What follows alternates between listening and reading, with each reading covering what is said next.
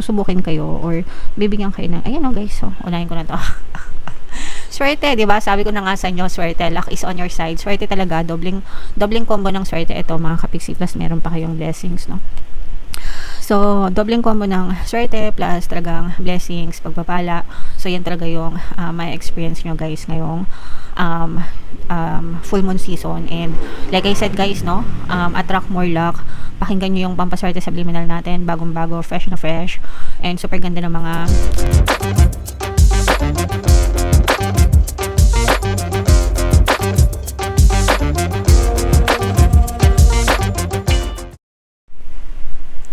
hello guys, hello Taurus, welcome back to Pinoy Pixie Tarot. Ang pamagat ng episode natin for tonight is full moon kapalaran para ngayong January to February para sa Taurus, Sun, Moon, Rising sign and Venus. So unahin natin tong deck na to mga kapiksi. Ito yung moon message para sa inyo. Yung full moon natin, wow, grabe. Yung full moon natin guys ngayong January ay sa January 3, and yung next na full moon naman natin ay sa February 2 mga kapiksi. So ang reading na to ay para sa period na yan, and ang pamagat ng ating full moon ay wolf moon guys. So unahin natin to guys, super ganda ng message para sa inyo. Luck is on your side, nasa panig mo ang swerte mga kapiksi, diba? Napakagandang mensahe. Nagsisimula pa lang yung bagong taon ng 2026, pero pinapaboran ka na agad ng swerte guys, okay?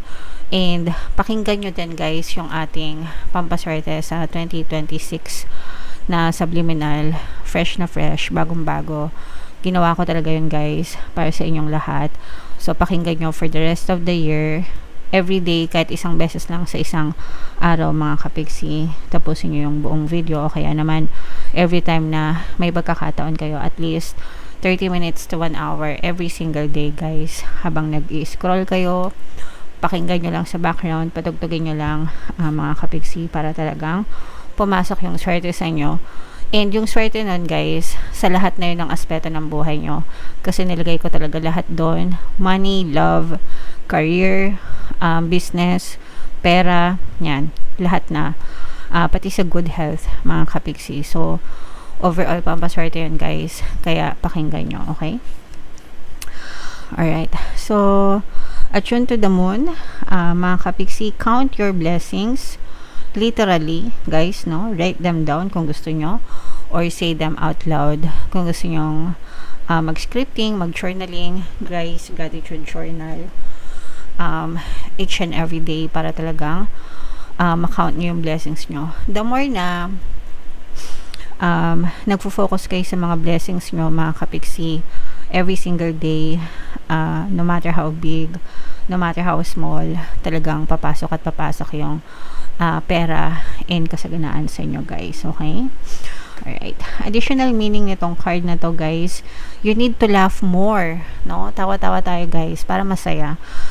Kapag tumatawa kayo ng malakas guys, nagsasend yan ng signal sa brain nyo na you are happy, and therefore you feel happy. And if you feel happy,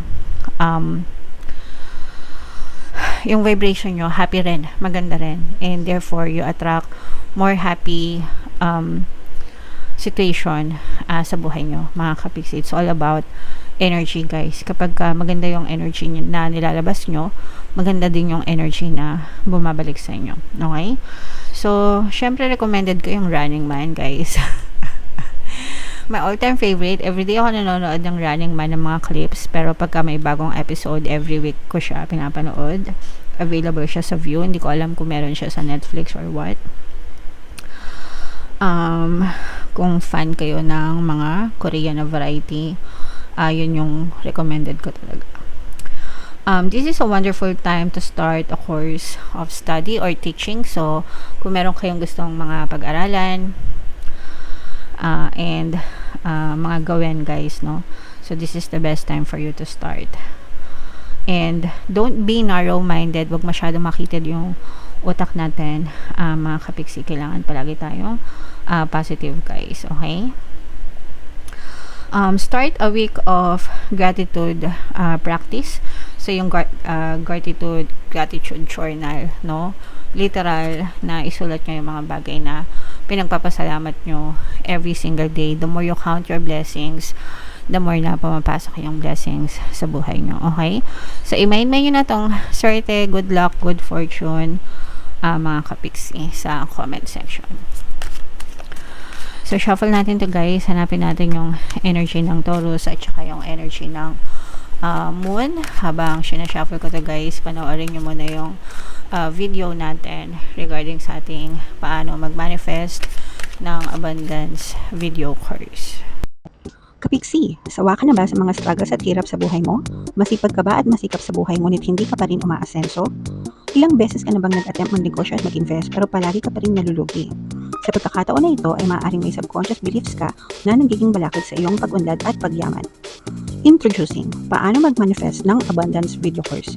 Dito ay matututunan mong ma-overcome ang mga balakid mo para tuluyan ka ng umunlad, umasenso, sumagana, maging matagumpay, successful at maswerte sa iyong kabuhayan, pera, trabaho, negosyo, salapi at kaperahan ng bonggang-bongga.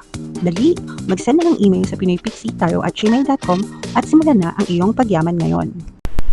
Alright, so sa lahat ng gusto mag-avail ng course guys, mayroon tayong paano mag-manifest ng abundance video course, paano mawala ang third party at magkaroon ng harmonious na relationship, paano pabilikin si ex, revise breakup. Sa mga interesado guys, mag-send lang kayo ng email sa pinoypixitaro@gmail.com. And sa mga naghahanap guys ng pampaswerte na lucky charms or lucky bracelet, aventurine at saka citrine yung recommended ko mga kapiksi. May makikita kayong, ito yung mga sample guys, may makikita kayong mga link sa description box. So, Taurus, kayo ay represent ng Queen of Pents. Ito yung ating moon energy, mga kapiksi. So, this is both positive and negative. Unahin natin yung negative guys, no? Kasi for some of you, maaari kayong mabiktima ng panloloko. And maaring ikabagsak nyo yan, no? Kapag na-scam kayo, naloko kayo mga kapiksi, at saka medyo malaki yung epekto na sa inyo guys, kasi medyo may kasamang trauma, no? May kasamang trauma ito as a side effect ng panloloko. So, ibig sabihin, kapag na-scam kayo, naloko kayo, pwedeng ikabagsak ng kabuhayan nyo, or ikabagsak, pwedeng ma-depress kayo. And for some of you, ito nga, no, sabi ko, maaaring mag-cause din yan ng trauma sa inyo. So, mag-ingat kayo sa mga transaction nyo guys, and sa mga tao na pinagkakatiwalaan nyo. Always be vigilant and always be aware, and mag-ingat sa bawat desisyon and sa bawat pagkakataon guys, okay? So, yun yung nakikita natin sa negative mga kapiksi. Sa positive naman, ito nga guys, no, blessing. Sabi ko nga sa inyo, no, swerte kayo, luck is on your side, excuse me.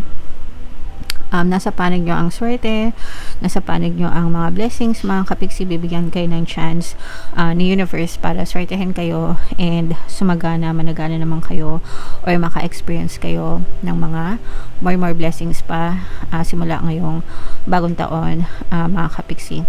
Depende na lang yan guys, kasi I'm pretty sure meron na kayong naiisip, no? Nasa sa inyo na lang yan kung kikilos kayo. I'm sure yung iba sa inyo pwedeng may mga plano na kayo for 2026, meron na kayong mga naiisip na mga gagawin para magkaroon ng extra income, pwedeng business guys or whatever.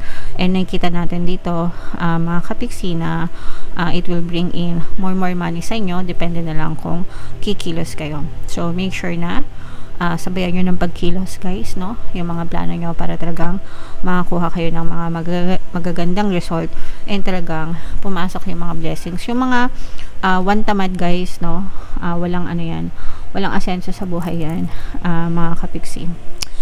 Ang pinagpapala is yung mga taong masisipag, okay? Dito nakikita rin natin na unti-unting nawawala yung mga balakid sa buhay nyo. Parang inaalis nyo guys, parang nagka-cut kayo ng connection ng mga tao, bagay, sitwasyon na very toxic, parang sinisimulan yung putulin yung mga or alisin sa buhay nyo yung mga toxic na tao, bagay, sitwasyon, and parang mas nagfo-focus kayo sa sarili nyo, relying on yourself, being independent, being strong, mga kapiksi.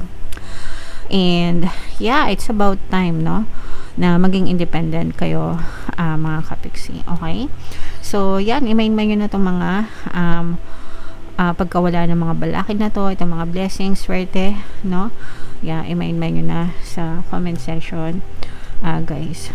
So, what else, mga kapiksi? Ito, guys, parang nararamdaman ko na parang susubukin kayo or bibigyan kayo ng, ayan o, guys, so, unahin ko na to. Swerte, di ba? Sabi ko na nga sa inyo, swerte, luck is on your side. Swerte talaga, dobling combo ng swerte ito, mga kapiksi, plus meron pa kayong blessings, no? So, dobling combo ng swerte plus talagang blessings, pagpapala. So, yan talaga yung may experience nyo, guys, ngayong full moon season. And like I said, guys, no, attract more luck.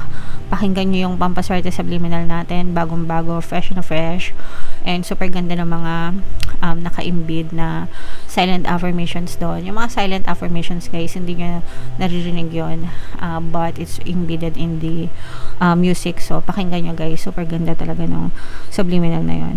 And yeah, nararamdaman ko na talaga yung magandang takbo ng swerte nyo, mga kapiksi. And may mga bagong opportunities pa na dadating sa inyo. Itong mga bagong opportunities na to, guys, ito yung mga sasagot sa mga money problems nyo. Pakiramdam ko, inaantay lang kayo nitong mga opportunities na to, na sunggaban sila, mga kapiksi. Again, nasa sa inyo, no, kung kikilos kayo or hindi dun sa mga opportunities na dumadating sa inyo. Kasi sinasagot ni universe, guys, yung mga dasal nyo. Okay? Sa pamamagitan ng mga opportunities. Pero kung hindi kayo kikilos, parang sinasayang nyo lang din yung mga sagot sa dasal nyo. So, it's very important na kumilos kayo, guys. Okay? Alright. So, grabe. Super mind. Super mind, guys. Super ganda. I-mind nyo na lahat yan sa comment section. Taurus. Meron pa pala tayong love message. Bawat reading natin, guys, lalagyan na natin ng mga love message, no? Kasi binabala ko ng alisin yung ating mga love reading kasi konti nanonood, guys. So, isisingit na lang natin. Wag puro jowa. Isipin mo rin ang sarili mo, okay? So, yeah, wag tayong puro sila, guys, no? Dapat, kung mahal nyo sila, dapat mahal nyo rin yung sarili nyo. Palagi ko nga yung sinasabi sa inyo, Taurus, na wag nyong sayangin yung inyong energy, no, sa mga puro sa kanila lang. Kailangan meron ding kayo, mga kapiksi. Okay? Alright. So, yeah. Yan ang inyong reading, mga kapiksi. Ngayong full moon season. Happy New Year. Ito yung ating first reading para ngayon 2026. So, comment down below, guys. Okay? Ito yung inyong 2026 kapalaran. Ito naman yung ating success stories ng paano mag-manifest ng abundance video course. Click here to subscribe, guys. Thank you for liking, sharing, and subscribing. See you next time. I love you all. Have a nice day. Bye-bye.